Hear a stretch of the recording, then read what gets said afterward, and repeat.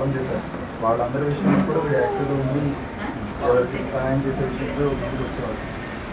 ఎందుకు ఇలా జరిగింది అందరికీ బాధగానే ఉంది. అంటే ఇలా మీరు పోలీసుల్లో పనిచేసి మేబీ కఠినంగా అయిపోయినామో తెలియదు కానీ బట్ మనసులో ఎవరు పెట్టుకోరు. మీకు మీ పోలీస్ కుటుంబం కిందే లెక్క.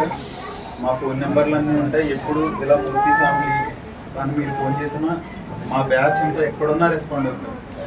ఆ రెస్పాండ్ అయ్యి మీ సమస్య మా బ్యాచ్ ఉన్న చోటే కాదు వేరే చోట వచ్చినా ఎంత అంటే మీరు ఎవరు ఏమి అనకుండాని నా వల్ల ఇది జరిగిందంట అంటారు.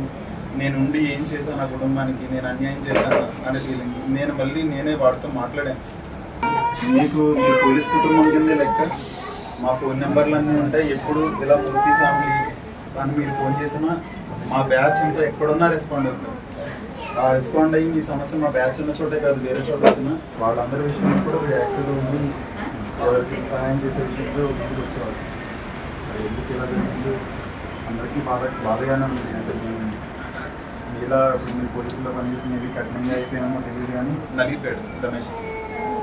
ఎంత అంటే మీరు ఎవరు ఏమి అనకుండాని నా వల్ల ఇది జరిగిందంట అంటారు. నేను ఉండి ఏం చేశాను నా కుటుంబానికి, నేను అన్యాయం చేశాను అనే ఫీలింగ్. నేనే వాడితో మాట్లాడాను.